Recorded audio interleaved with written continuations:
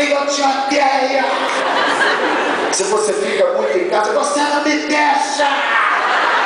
Eu quero espaço. Você me sufoca, eu te odeio. Não é verdade? Se você ganha mais do que ela, investir no cu. Eu também posso tomar decisões. Eu te odeio. Se ela ganha mais do que você, você é um fodido. Eu tenho que carregar nas costas. Eu te odeio.